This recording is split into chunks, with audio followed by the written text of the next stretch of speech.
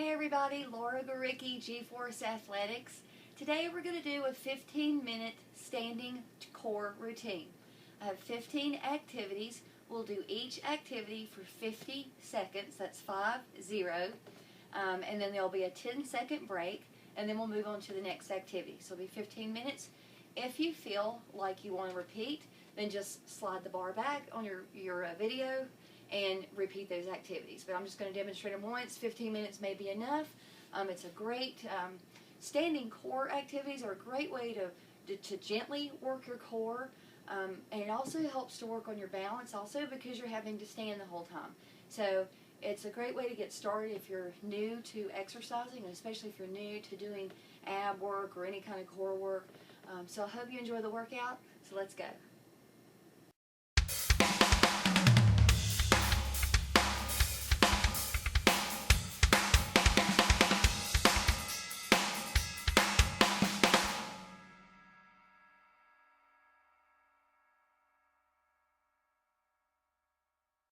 Okay, the first activity is going to be a standing X crossover. So you want your body in an X. We'll take the right hand to the right foot and then back. You'll repeat that same side.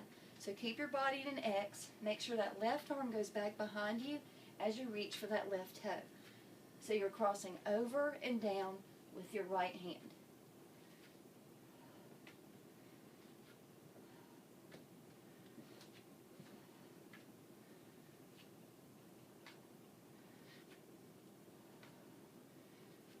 So here you're working your abs and your obliques and a little bit of your lats.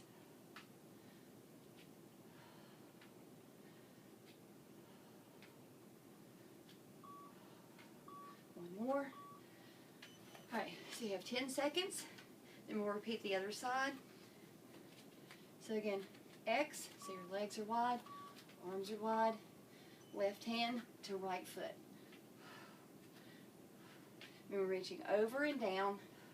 That right arm stays extended and goes behind you, so that increases your rotation. And if you're having a difficult time reaching your foot, then just bring up your knee and tap your knee. You can always do that.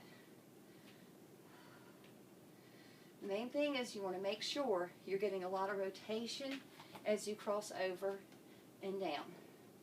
Keep your stance wide. That increases the amount of rotation you're getting.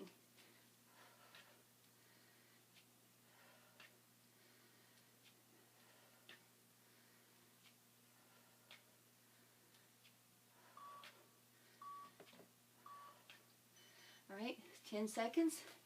Next we're going to do a standing toe touch. So right hand to right foot. So you want your feet about hip width apart. Extend that right foot behind you. Bring it up to your hand. And then repeat. So again, you can swing the leg if you want to, like that, or you can stop and tap. It doesn't matter. If it challenges your balance, like it is mine, then I would suggest a tap. So what you're working on is this outer wall of your abdominals. So you want to make sure you kind of pretend like you're folding a towel. You're just folding right there, right at your waist. And again, if you're having a difficult time lifting your leg, then just lift your knee. But just make sure you're crunching and folding at your waist. One more. We'll do 10 seconds. We'll repeat the other side. If this is not challenging enough, you can always add a dumbbell or a medicine ball, which we'll do with the next activity. So for some of these activities, weight will be optional, but not required.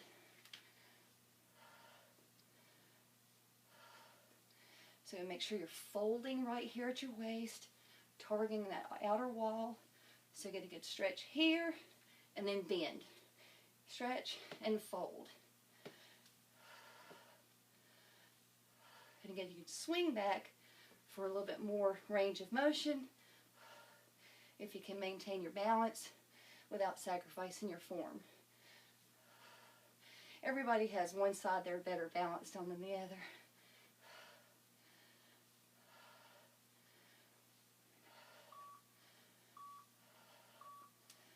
All right, so now we're going to do side bends with a knee raise. I'm going to grab a dumbbell. You can grab a dumbbell, a medicine ball, hold it over your head, point your right toe to the right, and then just bend and tap your knee to your elbow. Make sure you lift slow. You're not kicking. You're lifting slowly and with control. So if the weight becomes too much, drop it. Because this is more about form than it is strength.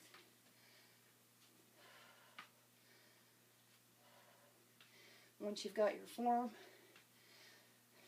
right, then you want to work on your range of motion. You might not be able to get your knee all the way up quite yet. So just focus on form for now, and then range of motion. And then once you get that, you can add the weight. So again, you can always use a dumbbell or a medicine ball. So we'll do the other side. Point that left foot to the left. Bend your elbows. Bring that knee up. That was sloppy, sorry. Bring that knee up to that elbow.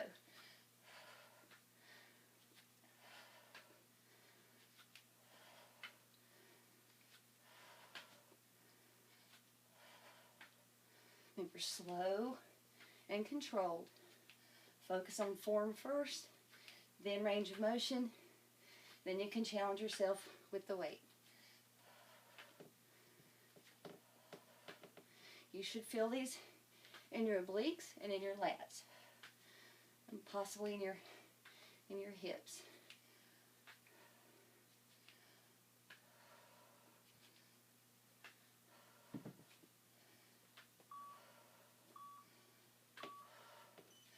All right, great job.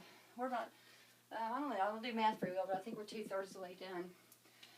So now we'll do standing, crossover, knee up to elbow. So just have your hands cross over like a genie, like I dream a genie, and then bring that knee up to the opposite elbow. So you're crossing over and up with your knee.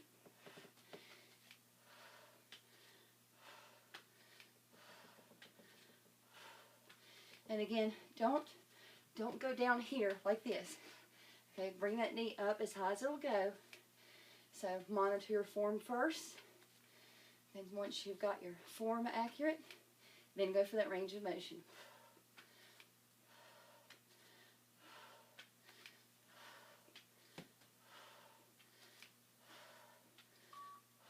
Last one.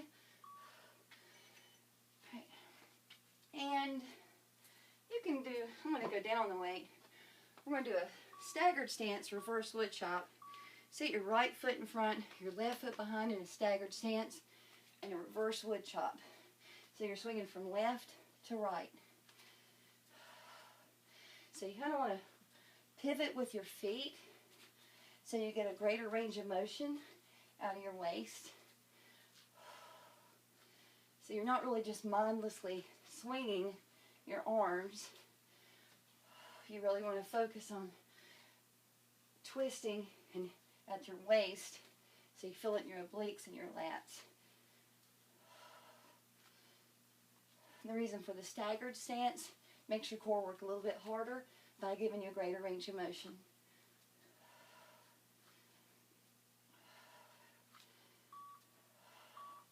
And again, the weight is optional. So we'll do the other side. I'll put the weight down.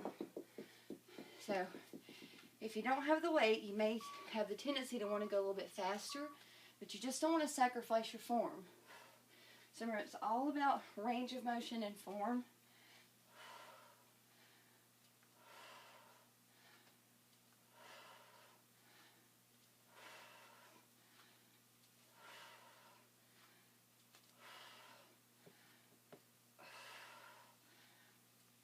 So when you go back here, you should feel that in your back, up here in your obliques.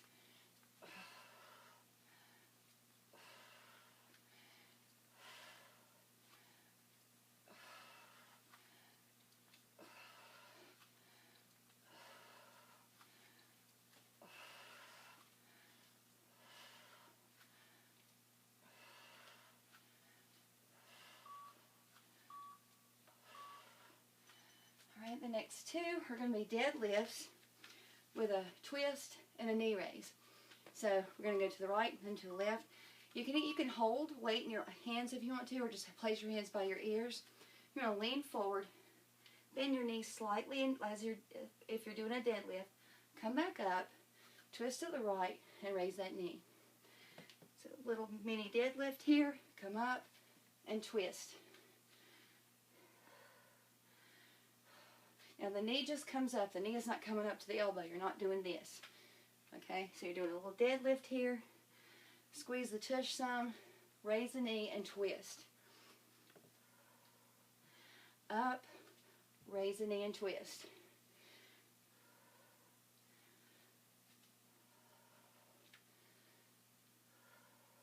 Make sure you're folding that belly button. So you're drawing in your navel, pressing your navel into your back as you're doing these activities, especially when you're leaning forward. So you just want to imagine your belly button's being pressed into your back. You're folding it like a towel. So let's do the left side now.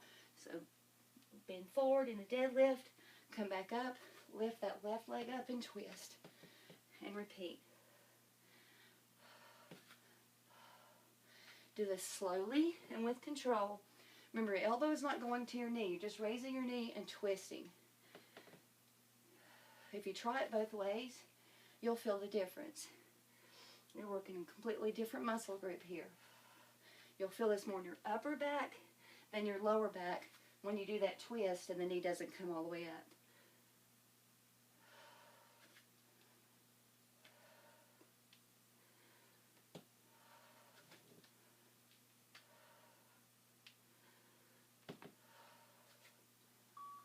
One more. All right, good job. Now let's do standing ab rotation. Let's grab some weight for that. I'd say some light weight. Arms extended out in front of you. Then go to the right. Come back to center. And then to the left. Try to keep your hips still and just pivot at the waist. So you're rotating at the waist only. Remember to draw in your belly button. Press that navel back into your spine. Keep your core tight. Engage every muscle in your lower abs and your back. So your arms shouldn't tire unless you're holding a weight that's too heavy. If the weight's too heavy, put it down and just clasp your hands together.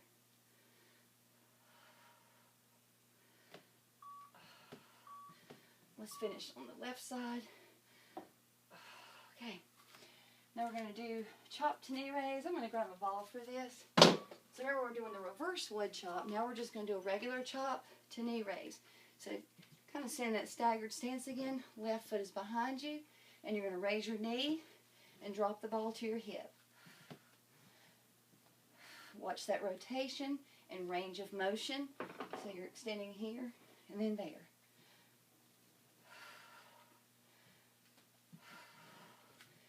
This also works a little bit on your reactive balance.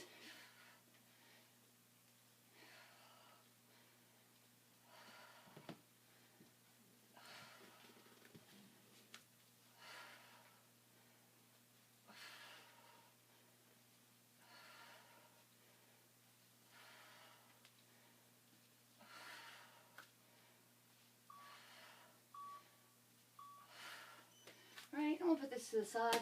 We'll do the other side, but I'll demo without weight.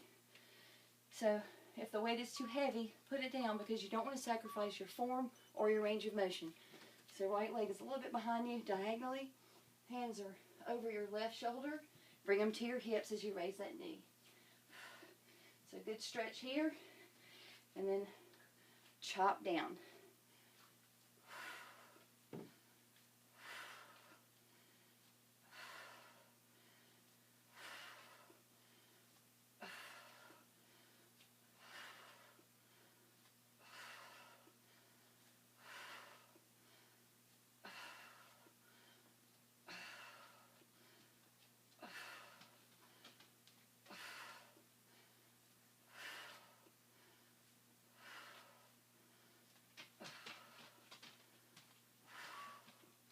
Last one.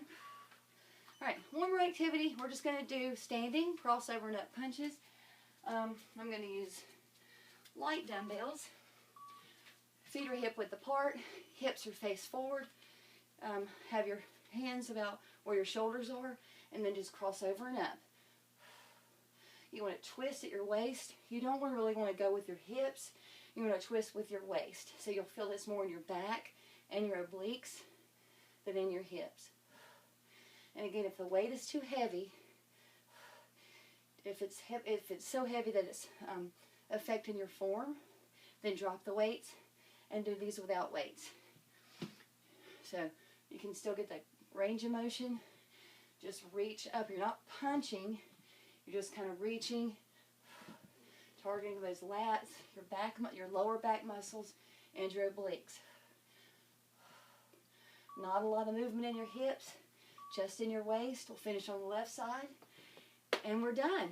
So, great. That was your 15-minute standing core session. Hope you enjoyed it. Sorry. And don't forget to stretch that core afterwards, and have a wonderful day.